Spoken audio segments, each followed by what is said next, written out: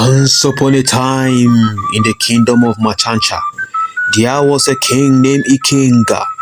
Now, this wasn't your typical fairy tale king who ruled with kindness and wisdom. No, King Ikenga was more like a thunderstorm, fierce, unpredictable, and downright scary. The people of Machacha lived in fear of their king. His laws were harsh, his punishment even harsher. It felt like you couldn't even sneeze without worrying about ending up in the dungeon. But in the middle of all this sadness and disaster, in the shine of hope, in the form of a young slave boy named Obi. Now, Obi wasn't your typical hero.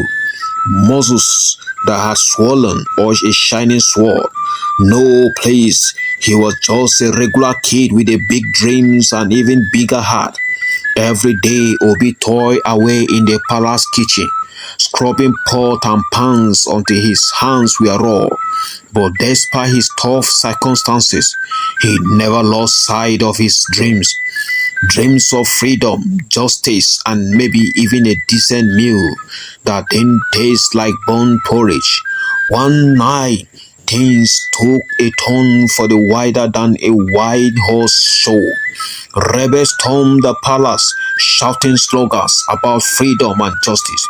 Obi found himself caught in the middle of it all, dodging flying arrows and trying not to wet his pants.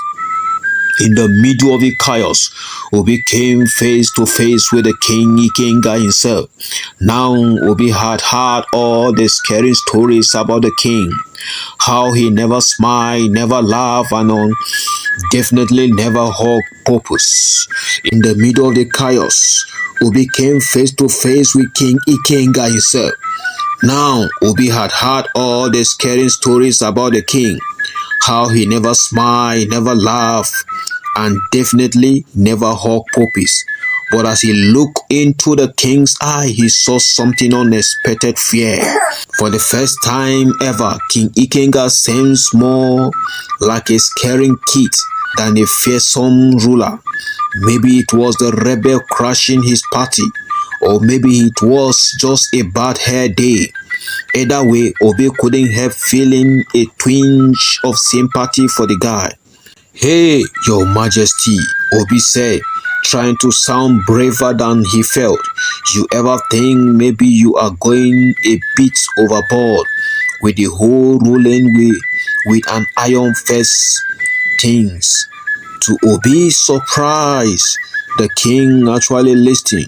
Maybe it was the adrenaline talking, or maybe he just needed someone to tell it to him straight. Whatever the reason, King Ikenga started to see things differently.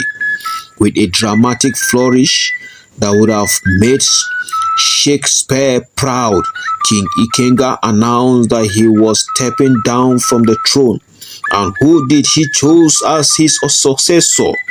You guessed it, Obi the kid who couldn't even flip a pancake without burning it. And so, with a mixture of nerves and excitement, Obi became the new ruler of Machacha. Sure, he didn't have a clue what he was doing half the time, but he had something even more important, a heart as big as the kingdom itself. Under Obi rule, Machacha changed in ways nobody could have imagined. The dungeon were turned into community centers, the palace gardens into playground. And as for the King Ikenga, well, rumor has it he is living it up in retirement, finally learning how to smile and maybe even hug a puppy or two. And that, my friend, is how a regular kid with a dream became the most unlikely hero of them all.